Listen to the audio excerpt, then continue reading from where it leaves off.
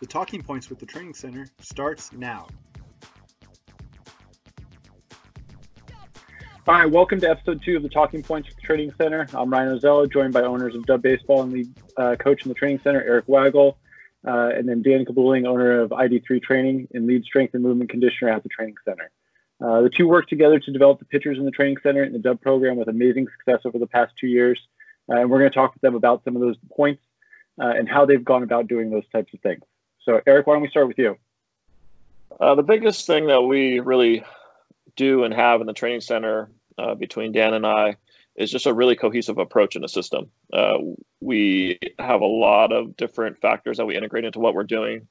Strength, movement, bullpens, arm care, and we're going to kind of go through all those things right now. But it's just a system. It's not a one-on-one lesson that's going to fix you. It's not this mechanical adjustment that's going to fix you. It's not this one weight lift that Dan gives you that's going to fix you. It's being in a long-term system that's going to develop you the right way and give you kind of science-based approach to motor learning and skill development. Yeah, I'd say the other side is the cohesiveness also comes from a coaching standpoint. So Eric and I have a ton of conversations about players, about mechanics, about drills, about whatever it may be, so that we are cohesive in our approach to working with these athletes, where it's not like, oh, Dan told me this, and then Eric told me to do this, and this coach told me to do that. I think that cohesiveness also comes from us. And it starts with, like, we genuinely want every pitcher to reach their full potential, to throw really, really hard, to stay healthy throughout their entire career, and to dominate. I think a part like that I've learned over probably the past 2 years is I got way too focused in just velo development and seeing numbers go up, which was great. But then I started running into guys that weren't, either the velo wasn't showing up on the mound or they just weren't good pitchers.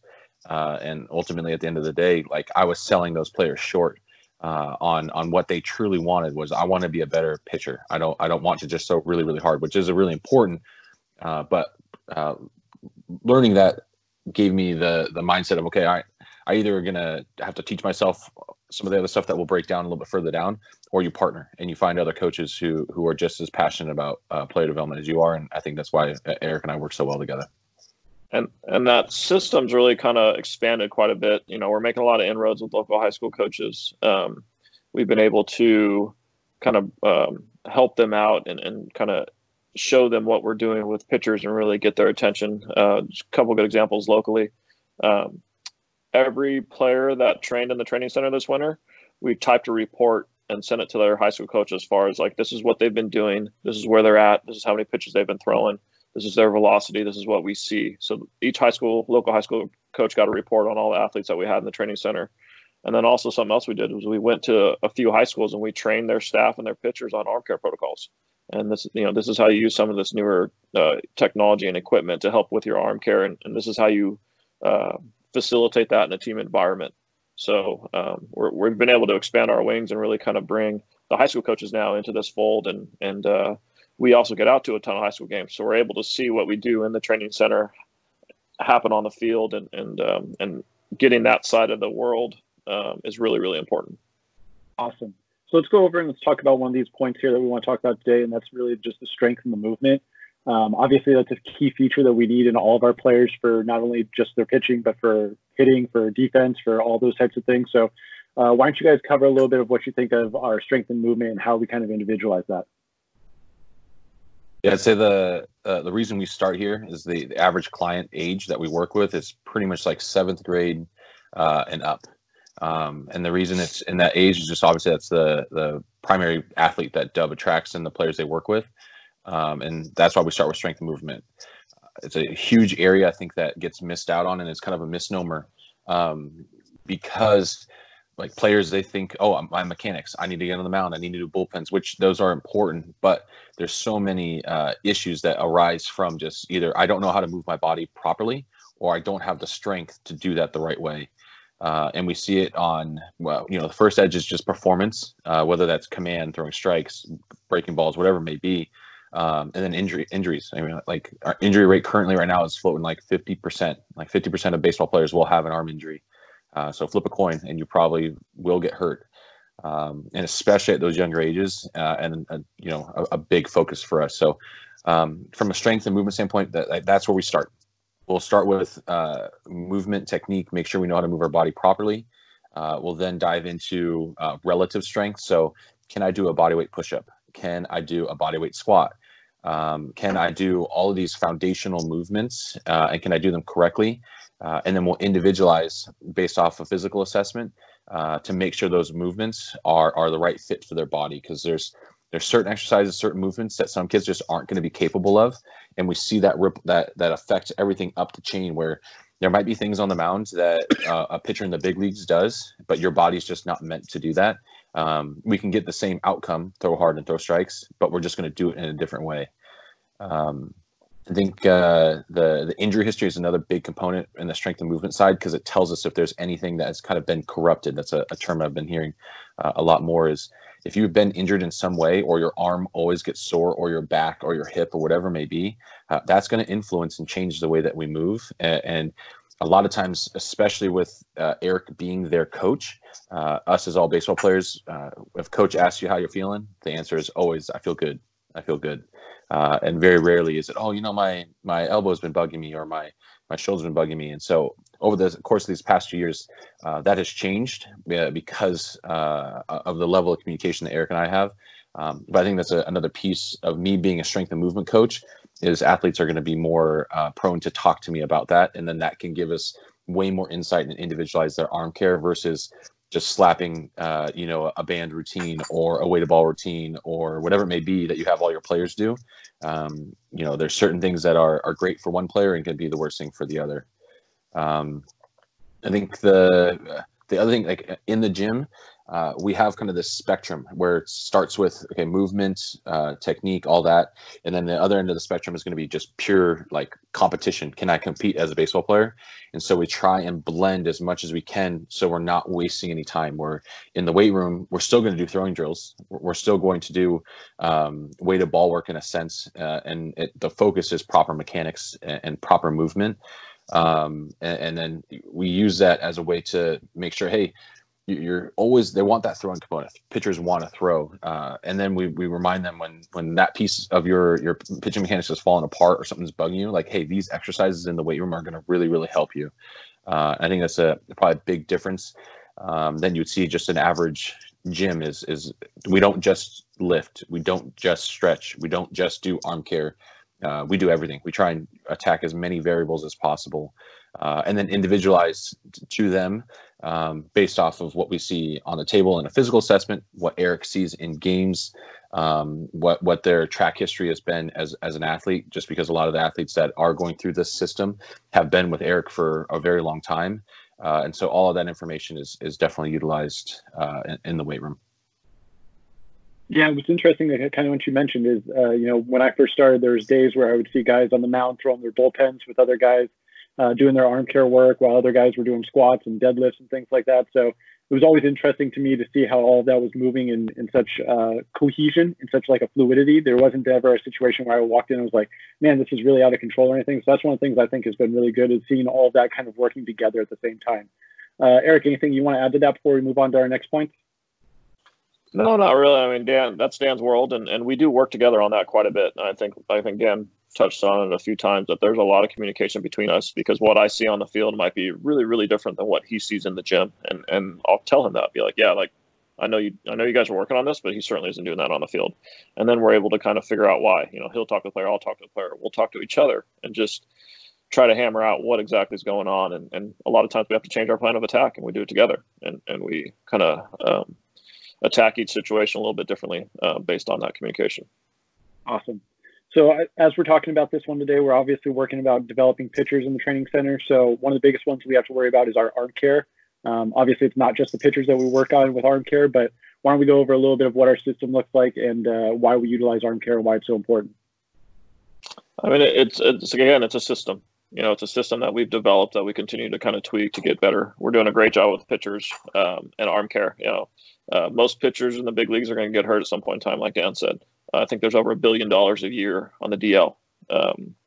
So we really have to kind of pay attention a lot, because we can have the most talented pitcher in the world. If he's not healthy pitching on the mound, he's not going to help his high school, and he's not going to get recruited. So arm care is definitely a priority number one for us, but we attack it in a very, I guess, non-traditional way, or a lot of people think that arm care is icing their arms and not throwing 100 pitches. And we try to really break down those misnomers, and we've developed a system that really highlights the new school and the science-based ways to take care of the arm. So Dan can kind of talk about some of the warm-up protocols that we use, and I'll touch on some of the on-ramping stuff as well. Yeah, so the warm-up protocols, and you're going to keep hearing me say this, and it's kind of beating a dead horse, but we try and individualize as much as possible. So there's certain athletes that need to stretch or prepare their arm and body a specific way to throw. And there's some guys who need to do more activation and tissue work and, use different exercises to get warm. So I think individualizing, and then a big thing you're going to hear is we educate the athletes on how to do it, because there's times where I'm like, there's certain players I've never seen pitch in games, and there's certain guys that Eric just misses at the gym. So if we don't see them, and if they become reliant upon us to do all this stuff, and we don't communicate how important it is, or they just do that one exercise that they think is good for them, I think that's a big focus for us, is just, hey, here are the tools, here's why it's going to help you, and here we're going to show you your numbers get better and your arm feel better. So I think the warm-up protocol is an area that we might spend a little too much time on, but it's probably a good thing for the pitchers. And I'll kind of touch on real quick our on-ramping and why that's so important to arm care. 70% of arm injuries in MLB happen in the first 2 months of the season. So it's not an overuse issue. I think everyone wants to beat the overuse thing as a dead horse. Oh, he threw too many innings. He threw 100 pitches. Those things can be important, but it's not the end all be all. And it's probably not even the most important factor in taking care of arms. Getting arms prepared for the stress that they're going to face is the most important thing. So we have some really kind of structured, and I mean, it takes a long time to on-ramp. Our high school pitchers, for example, they started on-ramping in late November. We ended our fall season mid-October. We gave them 3-4 weeks off, and then we started on-ramping them in mid to late November, right around Thanksgiving, for their high school season. And it starts slow. It's very methodical, and they kind of ramp up into some different, mound phases and developmental phase. And then they get into a velocity phase, so we can build up resiliency. And I think that's why not only have we had huge jumps in velocities with our players, but our players have been healthy. We've had very few arm injuries. There's nothing you can do to prevent all arm injuries. That's just, it's part of the nature of the beast. But the way we on-ramp our pitchers and the way we prepare them for games is a really, really important part of what we do. I mean, they start with slow throwing. We add stress and stimulus as they go, and they just really are able to build you up that arm resiliency and get super strong going into their high school seasons and college seasons. And the last thing I'll add is, like, this arm care protocol, arm care system isn't just doing bands. It's everything. It's not just going and doing weighted balls. It's not just doing wrist weights or shoulder tube or whatever, that one tool that you keep in your bag and you use before games. It's everything. It's nutrition. It's diet. It's sleep. It's hydration.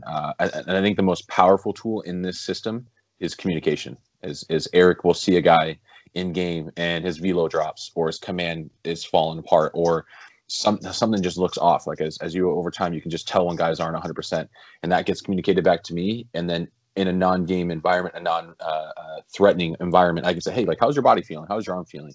And that can that communication is what allows us to. And I use this analogy a lot.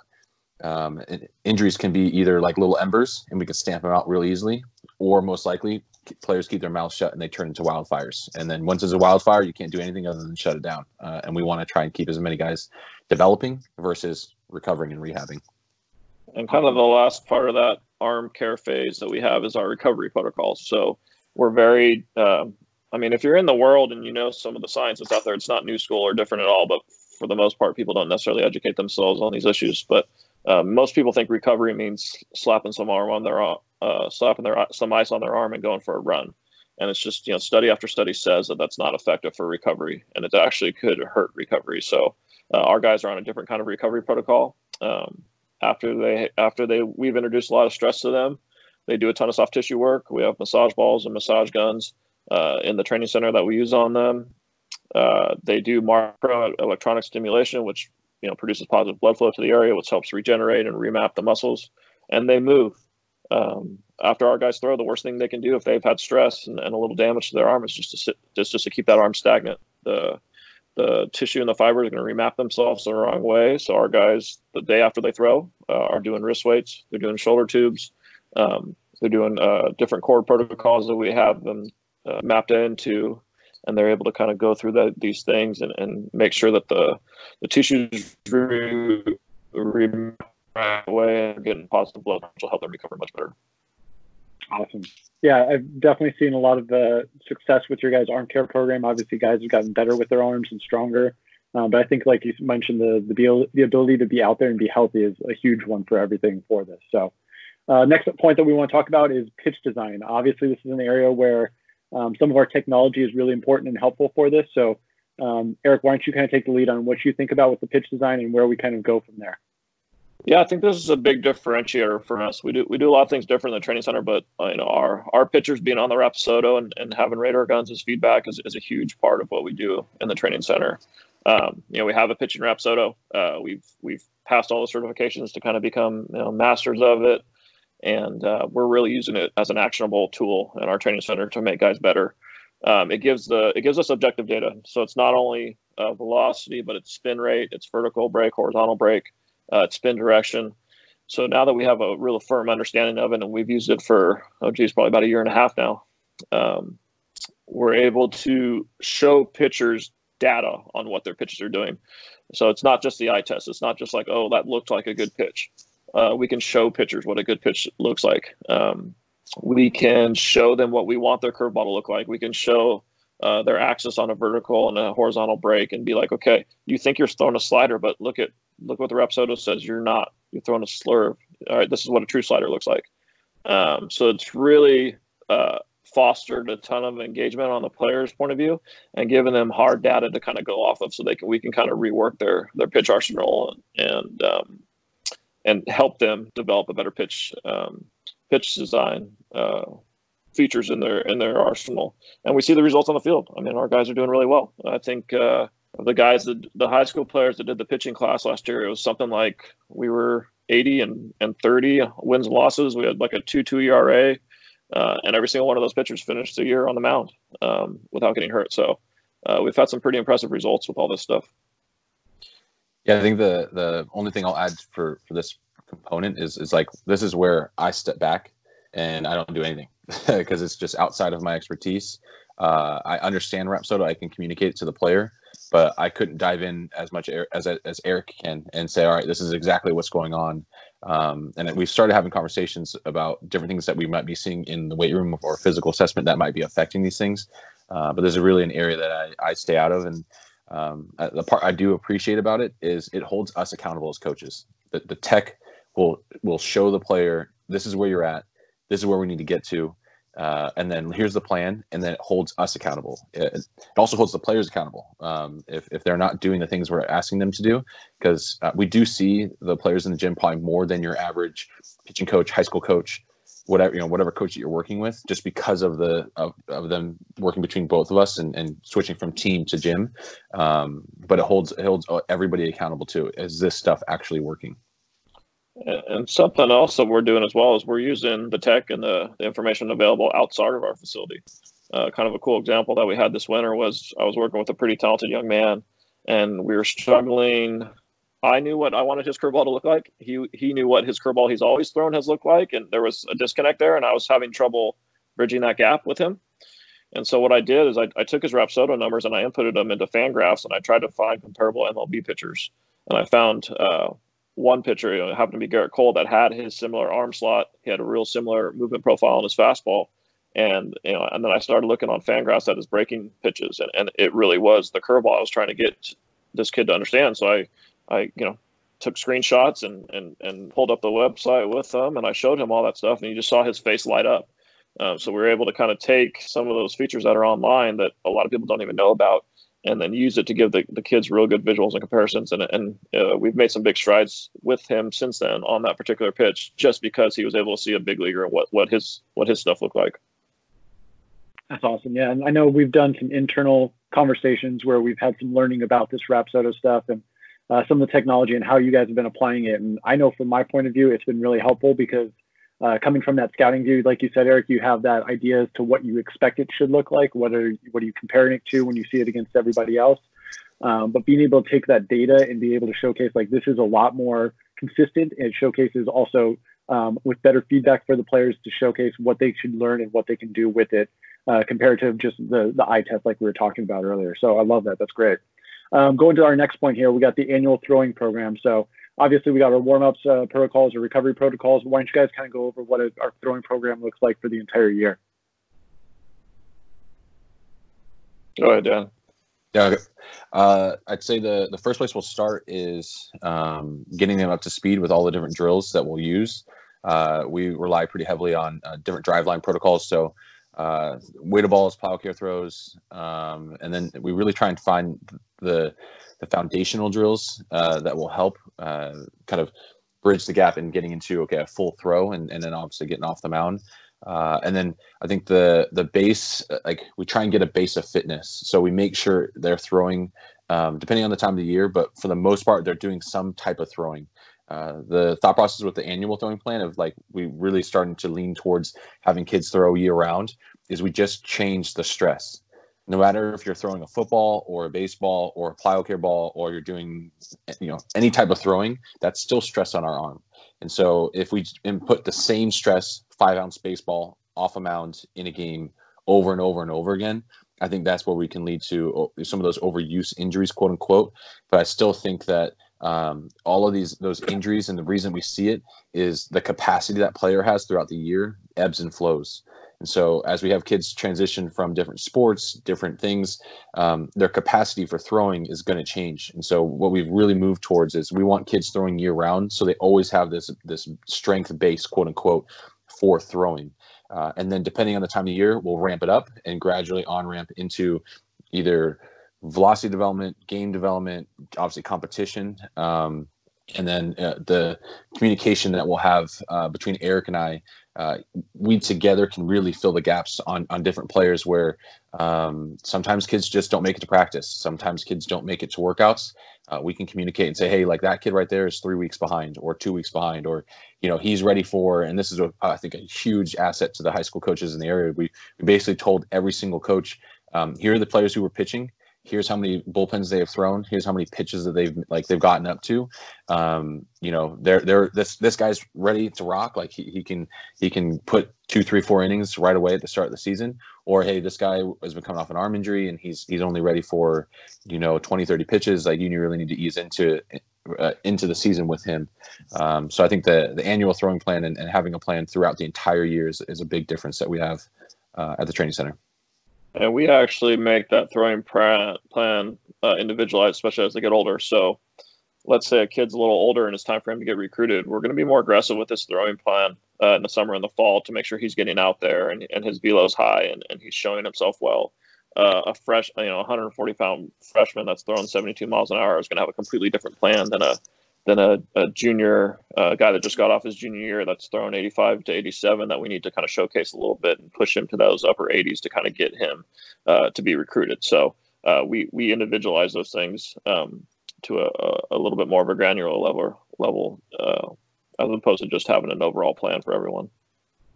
Yeah, I think that leads us right into our next talking point, which is that kind of recruiting process, which I think is a great one for us. Obviously, with our ability to have so many connections and within our 3 worlds and blending all those together for the Dub program and for the training center in general.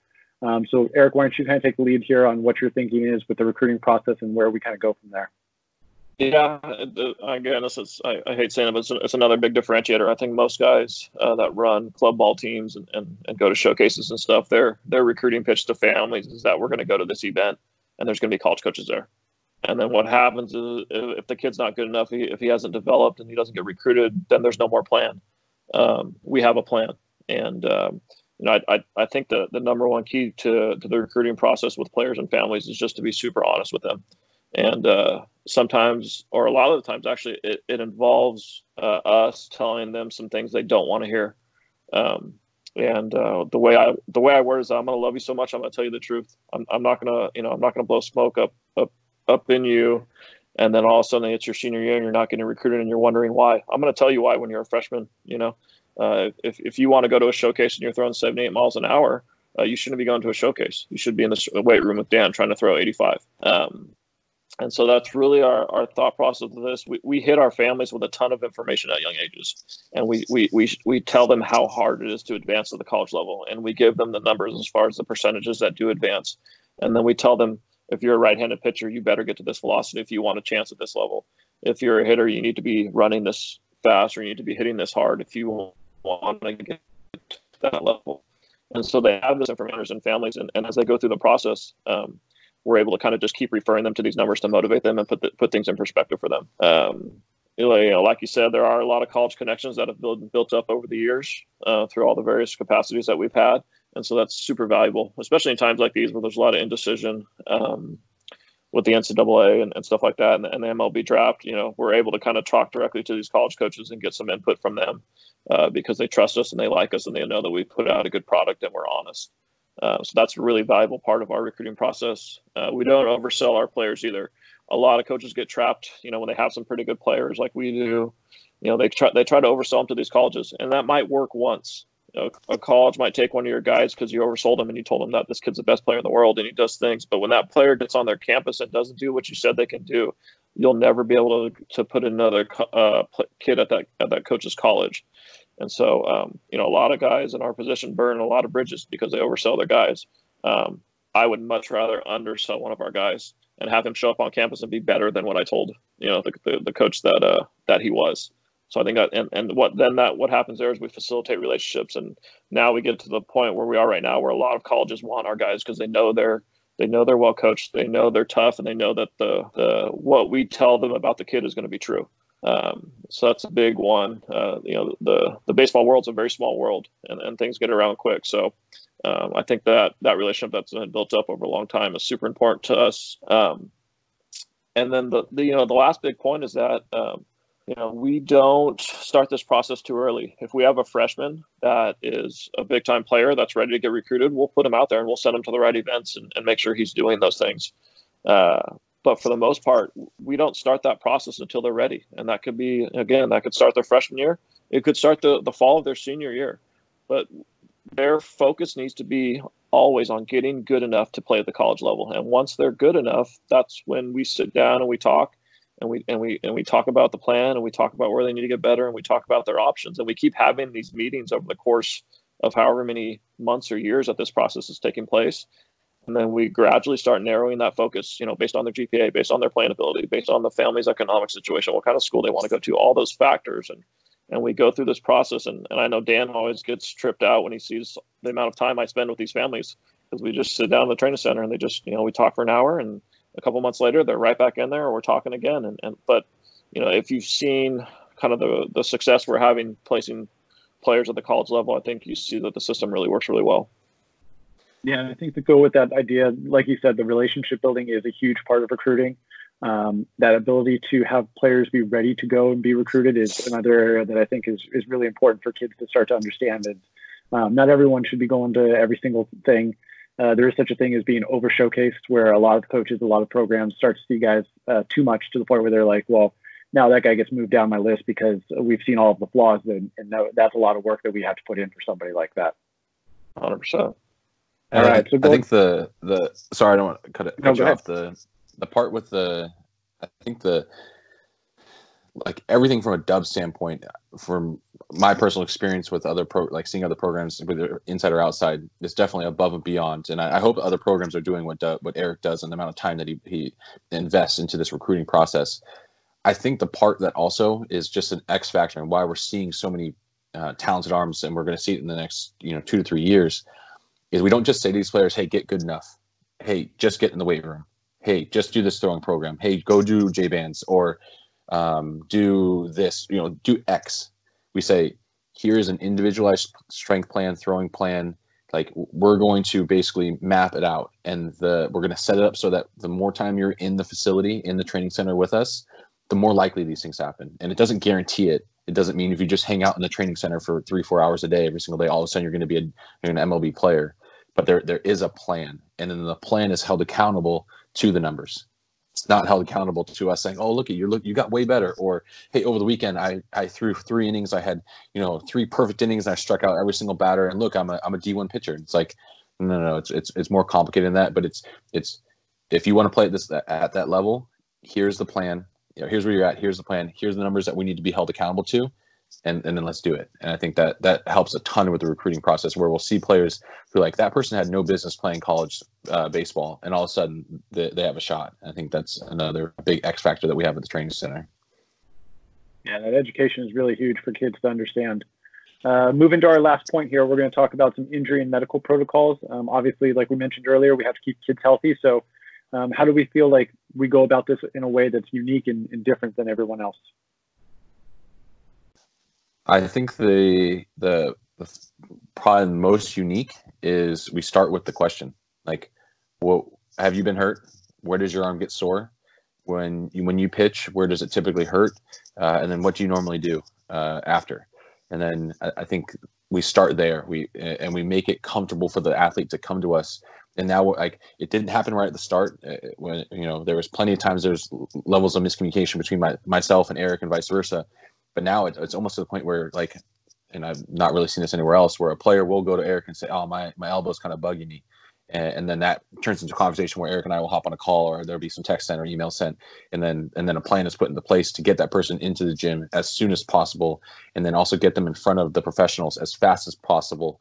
Where the first line of defense is the coach, the second line of defense is the strength coach, and then once it's beyond our expertise, we refer out to anybody and everybody and the best doctors, PTs, orthos in the area that know what they're doing with pitchers and understands that. So I think the communication and the injury approach that we take is that's probably the biggest difference. Is we talk about it. A lot of times players don't talk about how they feel and what hurts and what doesn't feel right. I think that's probably the biggest place to start. And I think the way we're really different with that is a lot of the higher level players in this area that aren't in our program, their strength coach is a different person in a different building as their skill coach and their field coach. And so there's no communication loop going on. So when one of our guys is banged up, and we send him over to Dan, and Dan gives him some corrective exercises, he's also going to give me some modifications to what he's doing on the field. Or I need to implement a different warm-up protocol with them on the field before their game or before their appearance or in the bullpen or something like that. And so, there's just again, a cohesive system where we can attack every area instantly, and it's all under one roof. It's not the player isn't being passed to three different buildings and three different facilities and three different mindsets. This is one mindset under one roof that the players kind of live under. And it's very normal for our guys but I don't think it's normal for most kids in this area that are kind of, it's almost like they wander around a little lost trying to find the right answer, and everyone has their opinion. The other big thing, and Dan touched on, is that the doctors we refer our pitchers out to when they do have a serious arm injury or an arm issue, they're the best, and they're specific to throwers, and this is something that is always kind of a tough conversation to have with parents, because they're going to like, oh, we're going to go see our doctor. And a general physician or a pediatrician, and not to say they're not great doctors or they're not qualified, they don't understand the stresses and what a thrower goes through. It's a throwing injuries are very, very specific to the baseball and softball community, and not a lot of doctors have experience with them. So the doctors we refer out to are awesome, and they understand throwers. And most general physicians are just going to kind of look at a pitcher that is having an arm injury. They're going to tell them, hey, take 3 weeks off, do a little ice, do a little ibuprofen, and then come back if it's still bothering you. But when we refer a guy out to some of the best, some of the good doctors that we have in our area that are throwing specialists, we're able to get a very specific diagnosis right away, because that person has a lot of experience with throwers. Yeah, I think it goes to the idea of being general versus specific. Obviously, we're talking about a specific type of a situation. We want to have somebody who's got specific knowledge about that situation. Go ahead, Dan. Yeah, I'd say the other, I think, big factor is we don't just say almost 97% of the times we get 46 weeks off, rest. And it's really over time, Eric and I, we've gotten to the point where rest isn't the best option. Like going home and sitting and playing video games instead of like being in the gym doing something, whether that's getting stronger or taking care of your arm or working on your mechanics, whatever it may be. Like just doing nothing is not your best option when it comes to taking care of an injury issue. And I think the cohesiveness of us all being in the same facility it's when it comes to injuries, if they were as simple as just one stop, fix it with one thing, then nobody would get hurt. And so we are able to take into account, okay, what's the age? One of the ones we're running into right now is your 7th and 8th graders. Little league elbow is like huge and prevalent. It's almost like a rite of passage for kids who throw really hard at young ages. We've started to screen for that. Like if you're in 7th and 8th grade, we start asking, how does your elbow feel? Because in all reality, if you throw pretty hard and you're one of the better pitchers, you're going to be used more, and you're probably going to play shortstop or center field. You're going to have more stress on your arm. And so catching those things early is really important. Maybe it's a workload issue. One of the parts that I really respect with Eric and what he's done with Dub is, guys, initially when I first started, there were protocols for pitchers that made it so that you would lose games. Like I've coached for a season with Eric, and there were plenty of games where, that guy got to the workload that he's ready for, and I'm not going to throw him anymore, and we would lose games. And I think I respect him from that standpoint, because when I was playing when I was younger, and we all went through this, there was times where you would just keep playing because you needed to win, and I think that's another big piece. One of the new more recent ones is, guys don't throw on back-to-back days. And with, especially with the younger teams, it's almost impossible to run a youth team and not have pitchers throw on back-to-back days. And basically, we're going to lose on Sundays, most likely. Like if we're not efficient and throw strikes and get after guys on Saturday, then the team as a whole is going to lose. So some of those on-field modifications, I think, is super important to manage workloads. I think mechanics we talk about that a lot, but a lot of that's rooted in movement and strength. And so having that as the foundation, and then also Eric and I having a very similar philosophy on that also enables us to make changes for athletes pretty quickly, where if they do have an issue that is mechanically related and it's most likely a lack of strength or control or movement, we can attack that versus, hey, here, just try this one drill and it's going to fix your throwing mechanics. We're not only going to just attack the throwing drills that you're doing, we're also going to improve the strength. We're also going to improve your movement, and you're going to hear it from so many coaches. It's not just for 1 hour on a Friday night, and I'm doing my bullpen session, and I'm going to work on this one thing. So I think those are some of the big areas that are definitely different from a way that we approach managing injuries, because it's always going to be something we're going to manage. There's always going to be guys that are going to get hurt.